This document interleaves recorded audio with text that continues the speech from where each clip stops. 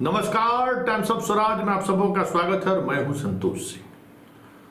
और आज हम टाइम्स ऑफ स्वराज में दो ऐसी घटनाओं की चर्चा करने जा रहे हैं जो संयोग भी हो सकता है या फिर प्रयोग भी हो सकता है।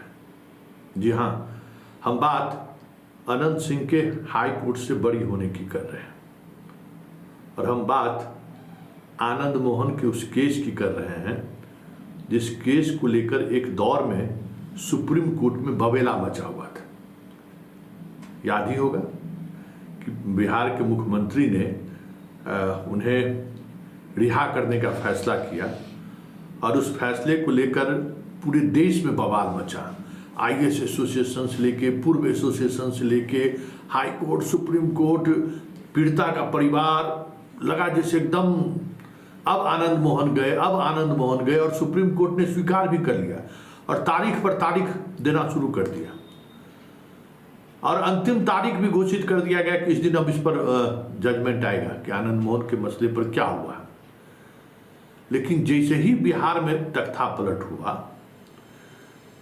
जैसे ही बिहार में आनंद मोहन का पूरा कुनबा तो पहले से नीतीश कुमार के साथ था ही, बीजेपी के साथ हुआ, सुप्रीम कोर्ट से लगा जैसे वो केस भी गायब हो गया है।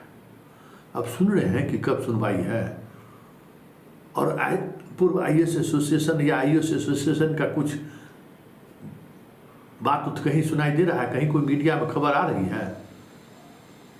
याद करिए, लोकसभा चुनाव से तो पहले लग रहा था ना कि आनंद मोहन गए जेल, लेकिन जैसे ही इंडिया गठबंधन को छोड़कर नीतीश कुमार मोदी गठबंधन में आए, आनंद मोहन का केस लगा छू हाई सुप्रीम कोर्ट से लगता है कि अथिये पर से गायब हो गया, साइटे पर से लगता है गायब हो गया। कब सुनवाई हुई, कब सुनवाई नहीं हुई, कुछ पता चल रहा है। जबकि याद होगा कि उस दौर में लगातार सुनवाई हो रही थी और आखिरी सुनवाई के दिन जहां तक हमें याद है कि जब 1 महीने बाद सुनवाई की तिथि निर्धारित की गई थी तो कहा गया था कि उस दिन जजमेंट आ जाएगा। बड़े बड़े वकील सब बड़ी बड़ी बातें कर रहे थे।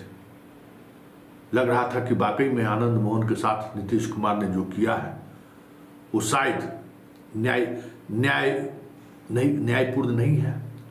कुछ न कुछ ऐसी बात है जो सुप्रीम कोर्ट जैसी संस्थान, सर्वोच्च संस्थान अगर इसको इस तरीके से ले रही है और एडवर्स कमेंट भी कर रही है, तो फिर हमें लगा कि अब आनंद मोहन का जो निर्णय है छोड़ने का, उस निर्णय पर सुप्रीम कोर्ट कोई बड़ा फैसला ले सकता है। लेकिन सब खत्म है, कहाँ क्या है नहीं है कुछ पता नहीं चल रहा है। तो क्या ये कहा नहीं जा सकता, माना नहीं जा सकता है कि नीतीश कुमार के इंडिया ब्लॉक से मोदी के ब्लॉक में आने के बाद चीज़ें बदल गई। सुप्रीम कोर्ट में भी सुनवाई जो हो रही थी, त्वरित सुनवाई हो रही थी, आईएएस एसोसिएशन जो चिल्ला रहा था सब जगह पकड़ लिया। ऐसा तो सोचा ही जा सकता है। पब्लिक ओपिनियन तो ये बन ही रहा है ना कि जब तक आनंद मोहन और नीतीश कुमार इंडिया ब्लॉक में थे तब तक उनके फैसले का रिव्यू हो रहा था, हर फैसले का रिव्यू हो रहा था, ईडी से लेके सीबीआई से लेके सुप्रीम कोर्ट तक रिव्यू हो रहा था। लेकिन जैसे ही ब्लॉक चेंज हुआ सब अनब्लॉक हो गया, लॉक लग गया जैसे लगता है। ठीक उसी तरीके से अनंत सिंह के साथ जो हुआ है और जिस तरीके से हुआ है, पब्लिक ओपिनियन तो यही है ना कि लोकसभा चुनाव से ठीक पहले भाई सब में जमीनी बंटवारा को लेकर इनको पेरोल पर छोड़ा गया और पेरोल पर वो जाकर क्या किए सबको पता है, सबको पता है। और कितने दिनों के बाद, जस्ट कितना दिन हुआ होगा समझिए, हाई कोर्ट से बरी ही हो गए।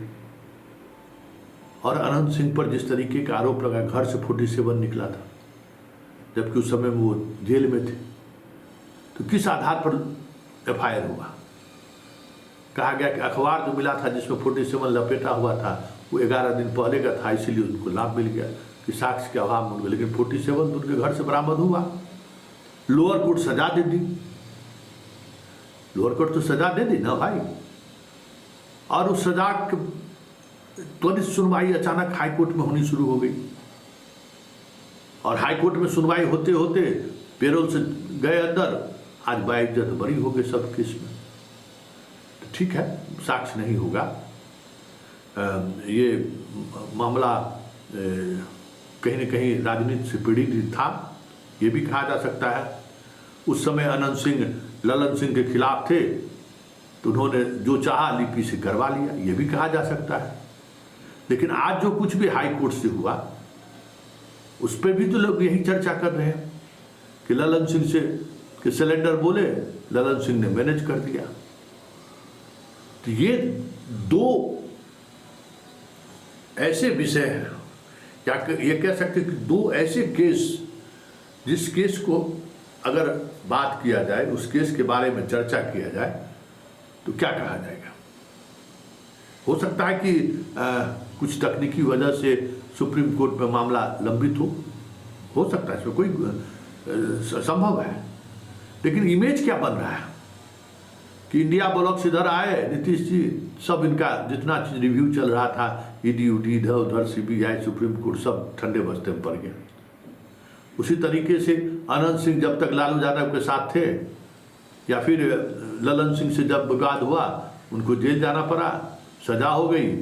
जैसे ही ललन सिंह से दोस्ती हुई, ललन सिंह के सामने समर्पण किए, सब कुछ पहले जैसा हो गया। इमेज तो यही बन रहा है कि विधायिका के सामने न्यायपालिका घुटने टेक दिया, इमेज तो यही बन रहा है ना। सच्चाई जो भी हो सकता है कि वाकई में अनंत सिंह के केस में मेरिट न हो सकता है कि अनंत मोहन के मामले में सुप्रीम कोर्ट का जो ऑब्जर्वेशन हुआ होगा कि नहीं, नीतीश का फैसला सही है, इसलिए फैसले लेने में वक्त लग रहा होगा। आईएएस एसोसिएशन को भी लगा होगा कि नहीं, नीतीश जी सही किए हैं, लग सकता है। लेकिन तमाम परिस्थिति पर जब आप गौर करेंगे तो ये संयोग नहीं हो सकता है, इसको संयोग कह भी नहीं सकते। ये बड़ा प्रयोग है और इस प्रयोग को समझना होगा। और इस प्रयोग पर अगर आज हम सब चर्चा कर रहे हैं तो चर्चा होना लाजमी है, क्योंकि परिस्थिति कुछ ऐसा ही समझने को, ऐसा ही देखने को मजबूर कर रही है।